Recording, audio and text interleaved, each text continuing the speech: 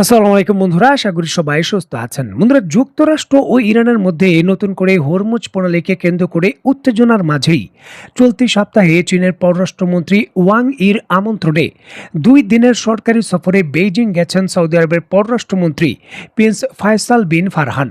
চলমান যুক্তরাষ্ট্র ও ইরানের সংঘাতের কারণে হরমুজ প্রণালীতে জাহাজ চলাচল মারাত্মকভাবে ব্যাহত হচ্ছে। বিশ্বের শীর্ষ তেল রপ্তানিকারক সৌদি আরবের তেল পরিবহন রুট হলো এটি। অন্যদিকে চীন সৌদি আরবের অন্যতম বৃহত্তম তেল ক্রেতা দেশ। 2025 সালে চীনের মোট তেল আমদানির প্রায় 14%ই সৌদি আরব থেকে রপ্তানি করা হয়েছিল। বর্তমানে এই বাণিজ্য পরিস্থিতি একেবারে তলানিতে। বিশ্বের অন্যতম বড় এই সৌদি আরবের তেলের বাজার তারা হারাতে চলেছে, কারণ হরমুজ প্রণালীর কারণে তারা তেল রপ্তানি করতে পারছে না।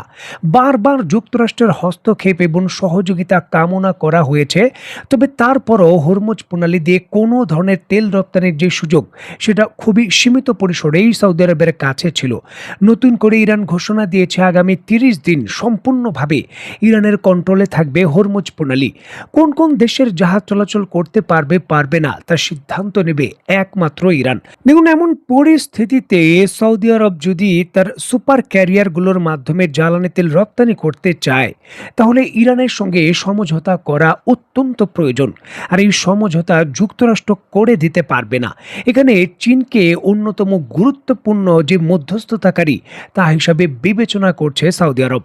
দেখুন, চীন ইরানের অর্থনৈতিক রক্ষা কবচ। বিশেষ করে যুদ্ধকালীন পরিস্থিতিতেও ইরানের অর্থনীতিকে সার্ভাইভ করার জন্য এই জায়গায় চীনের বড় সহযোগিতা রয়েছে। চীনের যে কোনো ধরনের স্ট্র্যাটেজিক অনুরোধ বা স্ট্র্যাটেজিকভাবে আলোচনার সিদ্ধান্ত অত্যন্ত গুরুত্ব সহকারে দেখে ইরান। এর পূর্বেও যখন সৌদি আরব এবং ইরানের মধ্যে কূটনীতিক সম্পর্ক অনেকটা রহিত ছিল, এই চীনের মধ্যস্থতায় পুনরায় কূটনীতিক সম্পর্ক দুই দেশের মধ্যে স্থাপন হয়। দেখুন, সৌদি আরবের পররাষ্ট্রমন্ত্রীর হঠাৎ করে এই চীন সফর যুক্তরাষ্ট্রের জন্য একটি স্ট্র্যাটেজিকভাবে বড় ধাক্কা। এর পূর্বের ভিডিওতে এই বিষয়ে আপনাদের আমি বলেছিলাম যে হরমুজ প্রণালী শুধু তেল রপ্তানি নয় বা তেল রপ্তানিতে প্রতিবন্ধকতা নয়, বিশ্বের নেতৃত্ব এবং বিশ্বের যে প্রভাব বলয় রয়েছে তার কতটুকু পরিবর্তন হবে তার সমীকরণ পরিবর্তন করে দিতে পারে, যা কিন্তু শুরু হয়ে গেছে। সৌদি আরবের যে পররাষ্ট্রমন্ত্রী চীন সফরে গেলেন, এর পূর্বে সংযুক্ত আরব আমিরাতের পররাষ্ট্রমন্ত্রীও কিন্তু যুদ্ধকালীন পরিস্থিতিতে একইভাবে চীন সফর করেছিলেন এবং চীনের কাছে নিরাপত্তার গ্যারান্টার হিসাবে বা নিরাপত্তার বলয় হিসাবে অনেক কিছুই কিন্তু তাদের সমঝোতা হয়েছিল।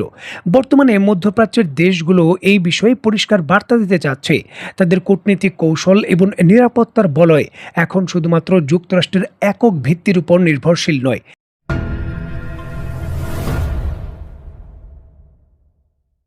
যুক্তরাষ্ট্র একের পর এক হামলার প্রচেষ্টা করছে, কূটনীতিকভাবে চাপ দিচ্ছে, তারপরও হরমুজ প্রণালী উন্মুক্ত করতে সম্পূর্ণভাবে তারা পারছে না।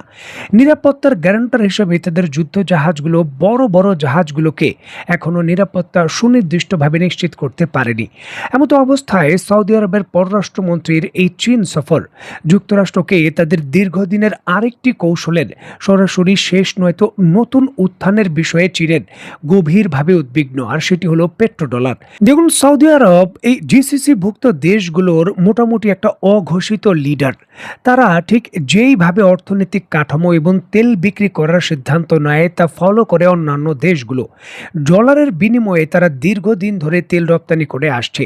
চীনের এই নতুন সহযোগিতা কামনা যে হরমুজ প্রণালীতে আমাদের জাহাজগুলো চলাচলের সুযোগ দিন, ইরানের সঙ্গে মধ্যস্থতা করে, সেখানে যদি চীন এমন শর্ত দিয়ে বসে যেটা দেওয়ার প্রচণ্ডভাবে সম্ভাবনা রয়েছে, ইরানের সঙ্গে মধ্যস্থতা করে হরমুজ প্রণালীতে জাহাজ চলাচলের সুযোগ করে দেওয়া হবে। তবে বিনিময়ে ডলারের পরিবর্তে চীনের যে ইয়ান রয়েছে, চীনের মুদ্রা রয়েছে, তা দিয়ে তেল বিক্রি করতে হবে।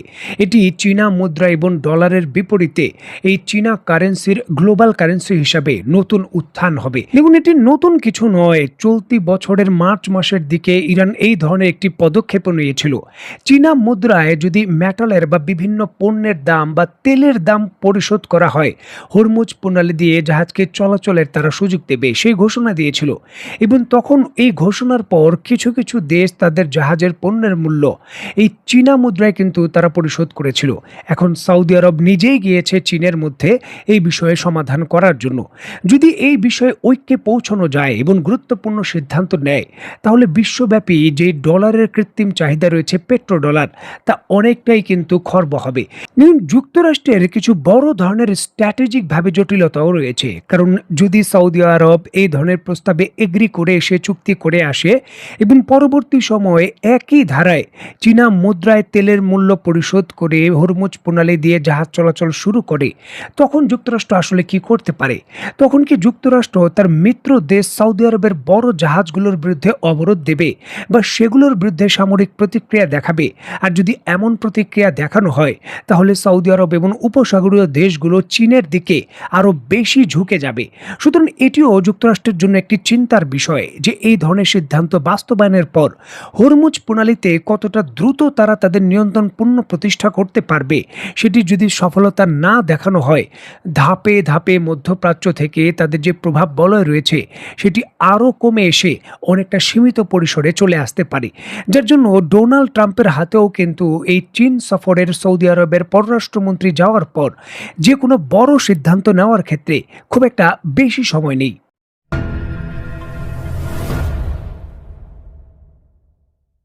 আপনারা নিশ্চয়ই জানেন, বিশ্ব ব্যবস্থায় নতুন রুট হিসাবে ভারত, সংযুক্ত আরব আমিরাত, সৌদি আরব একেবারে ইসরায়েল হয়ে সরাসরি গ্রিস দিয়ে ইউরোপের ভেতর একটি রাস্তা তৈরি বা এইভাবে একটি রুট নির্ণয় করা হয়েছিল, যার কিছুটা নৌপথ, রেলপথ এবং যে গাড়ির পথ রয়েছে, সড়ক পথ, তা থাকবে। সে বিষয় নিয়ে আলোচনা হচ্ছিল। তবে এই নতুন করে সৌদি আরবের পররাষ্ট্রমন্ত্রীর চীন সফর, চীন কৌশলগতভাবে তাদের যে বিখ্যাত বেল্ট অ্যান্ড রোড ইনিশিয়েটিভ প্রকল্প রয়েছে সেই বিষয় নিয়ে তারা অগ্রগতি করতে চায়। বিভিন্ন আন্তর্জাতিক সংবাদ মাধ্যমগুলো বলছে যে সৌদি আরব তার বিভিন্ন ধরনের যে ভিশন রয়েছে, ভিশন 2030, তার দেশের ভেতর যে বড় অবকাঠামো নির্মাণের প্রকল্প রয়েছে তার সঙ্গে চীনের বেল্ট অ্যান্ড রোড ইনিশিয়েটিভ প্রকল্পকে যুক্ত করতে চায়। এটি শুধুমাত্র যে বিভিন্ন অর্থনৈতিক কর্মকাণ্ড বৃদ্ধি এমনই নয়, এটি নিরাপত্তার প্রভাব বলয় হিসাবেও কিন্তু দেখছে সৌদি আরব। কারণ চীনকে যদি তার যে ভিশন 2030 রয়েছে তার ভেতর যুক্ত করা যায়, ইরান থেকে অনেকটা কৌশলগতভাবে যে কোনো হামলা থেকে শেল্টার পাওয়া যাবে। যেই প্রকল্পে চীন রয়েছে, যেই প্রকল্প বাস্তবায়ন করছে, চীনা অর্থায়ন হচ্ছে, সেখানে ইরানের হামলার বিষয়গুলো অত্যন্ত কম। হামলার বিষয়ে যে সিদ্ধান্ত নেওয়ার বিষয়গুলো জটিলতা রয়েছে, ইরান সেই প্রকল্পে হয়তো হামলা করবে না, আর এটি হয়তো বাস্তবতাও বটে। এই জন্য নিজেই কিন্তু এখন সৌদি আরব তাদের ভিশন 2030 অধীনে চীনের যে বিশাল প্রকল্প রয়েছে বেল্ট অ্যান্ড রোড ইনিশিয়েটিভ প্রকল্প, তার সঙ্গে যুক্ত করতে চায়। এটিও যুক্তরাষ্ট্রের জন্য একটি বড় ধাক্কা, কারণ এই প্রকল্প থেকে পৃথিবীর বিভিন্ন দেশকে দীর্ঘদিন ধরে যুক্তরাষ্ট্র বিরত রাখতে চাচ্ছে। মধ্যপ্রাচ্যের দেশগুলোকে অনেকটা ভালোভাবেই কিন্তু তারা এতদিন পেরেছিল। তবে এক হরমুজ প্রণালীর সংকট, ইরানের সঙ্গে যুদ্ধ, এই সকল কিছুই যেন পাল্টে দিয়েছে। এখন দেশগুলো নিজেরাই চীনের প্রভাব বলয়ে ঢুকতে চায় নিজেদের নিরাপত্তা নিশ্চিত করার জন্য বা নিজেদের যে সামরিক প্রভাব বলয় রয়েছে তা বিকেন্দ্রীকরণ করার জন্য। দেখার বিষয়ে সৌদি আরবের এই কৌশল এবং চীনের সহযোগিতা পরিস্থিতির কতটুকু উন্নতি করে। তো বন্ধুরা, আজকের মতো বিদায়। নতুন কোনো ভিডিও নিয়ে আবার দেখা হবে। সে পর্যন্ত সবাই ভালো থাকবেন, সুস্থ থাকবেন এবং বাংলাদেশকে ভালোবাসবেন। আল্লাহ হাফেজ।